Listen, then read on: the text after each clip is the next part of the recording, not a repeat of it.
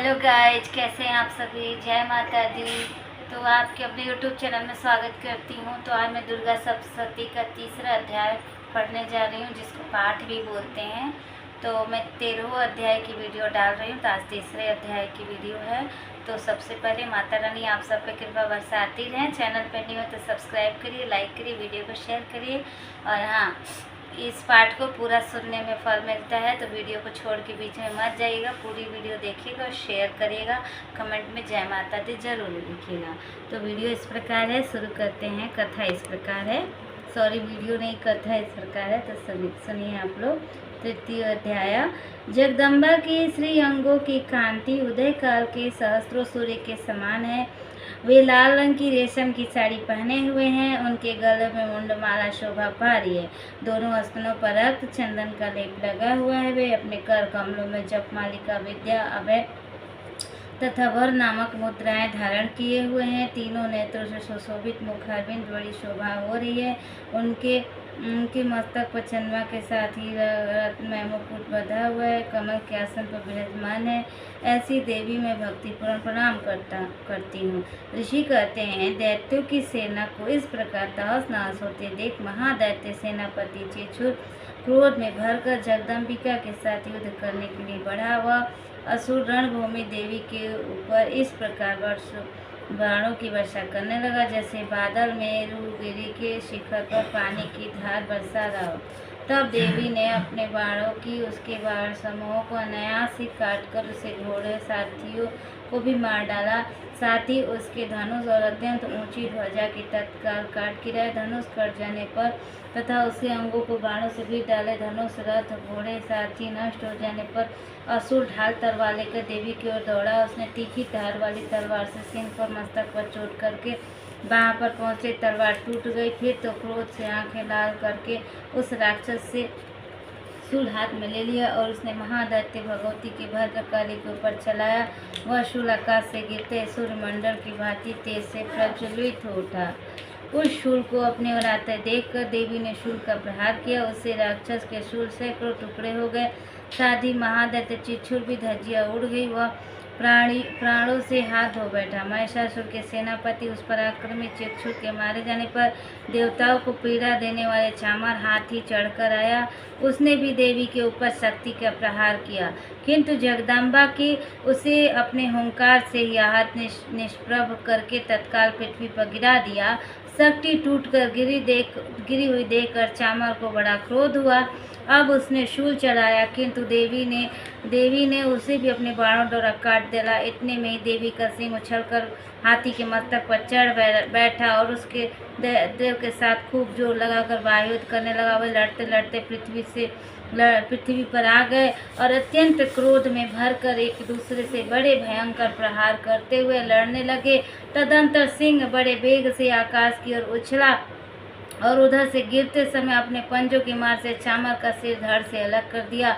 इसी प्रकार उदग्र विशीला वृक्ष आदि की मार खाकर रणभूमि में देवी के हाथ से मारा गया और कराल भी दांतों, मुख को थप्पड़ों चोट से धराशायी हो गया। क्रोध में भरी देवी गदा की चोट से उद्धत कचूमर निकाल डाला। भिंडीपाल, वाष्कल और बाणों तथा ताम्रंधा को मौत के घाट उतार दिया।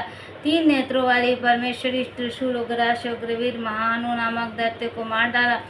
तलवार की चोट से विडाल मस्तक को धड़ से काट गिरा। दुर्धर दुर्मुख इन दोनों को अपने बाणों से यमलोक भेज दिया। इस प्रकार अपनी सेना का संहार होता देखकर महिषासुर भैंसे के रूप में आकर गणों को त्रास देना आरंभ किया। किन्नी को थुथुन की मार से, किन्नी को अपने खुरों द्वारा, किन्नी को पूंछ से चोट पहुंचाकर, कुछ को सींगों से वेदन करके, कुछ गणों को वेग से, किन्नी को सिंहनाद से, कुछ को चक्कर देकर, कितनों को निश्वास वायु के झोंके से धराशायी कर दिया। इस प्रकार गणों की सेना को गिराकर वह असुर महादेवी सिंह को मारने के लिए झपटा। इससे जगदम्बिका को बड़ा क्रोध हुआ। उधर महापराक्रमी महिषासुर भी क्रोध में धरती को खोदने लगा और अपने ऊंचे ऊंचे पर्वतों को उठाकर फेंकने लगा, गरजने लगा। उसके वेग के चक्कर में कारण पृथ्वी क्षुब्ध होकर फटने लगी। उसकी पूंछ से टकराकर समुद्र की ओर से धरती को डुबोने लगा। हिलते हुए सिंहों के आग से विदीर्ण होकर बादलों के टुकड़े टुकड़े हो गए। उसके श्वास की प्रचंड वायु के वेग से उड़े हुए सैकड़ों पर्वत आकाश से गिरने लगे। इस प्रकार क्रोध से भरे हुए महादैत्य अपने आते देखकर चंडिका उसका वध करने लगी। महान क्रोध किया उन्होंने पाश फेंककर उस महान असुर को बांध लिया और उस महासंग्राम में बध जाने पर उसने भैंसे का रूप त्याग दिया, तत्काल सिंह के रूप में प्रकट हो गया। उस अवस्था में जगदम्बा जो ही अपने मस्तक काटने के लिए उद्यत हुई तो ही खड्गधारी पुरुष के रूप में दिखाई देने लगा। तब देवी ने तुरंत बाणों की वर्षा करके ढाल तलवार के साथ पुरुषों को बीन डाला। इतने में महान गजराज के रूप में परिणत हो गया और सूंड से देवी के विशाल सिंह को खींचने लगा। खींचते समय देवी ने तलवार से उसकी सूंड काट डाली। तब उस महादैत्य ने पुनः शरीर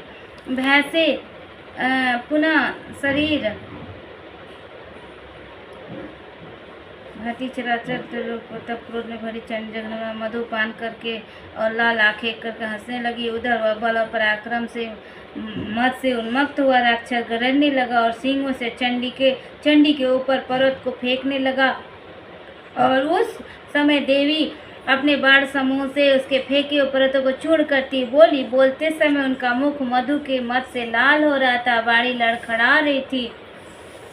वो मूड में जब तक मधु पीती हूँ तब तक तू क्षण भर के लिए गरज ले मेरे हाथों, यही तेरी मृत्यु हो जाने पर शीघ्र ही देवता भी गरजेंगे। ऋषि कहते हैं यो कहकर देवी उछली और महादैत्य के ऊपर चढ़ गई। फिर अपने पैरों से दबाकर उन्होंने शूल और कंठ से आघात किया। उनके पैर से दबा होने पर महिषासुर अपने मुख से अभी आधे शरीर से बाहर निकल आया था कि देवी ने के प्रभाव से उसे रोक दिया। आधा निकला होने पर महादैत्य देवी से युद्ध करने लगा।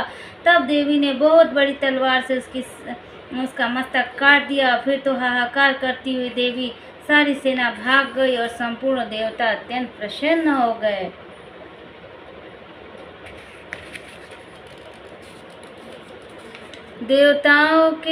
देवताओं ने दिव्य महर्षियों के साथ दुर्गा देवी का स्तवन किया। गंधर्वजन गाने लगे, अप्सराएं नृत्य करने लगी। इस प्रकार श्री मार्कंडेय पुराण में सावाणिक मनवंतर के कथा के अंतर्गत देवी महात्म्य महिषासुर वध नामक तीसरा अध्याय पूरा हुआ।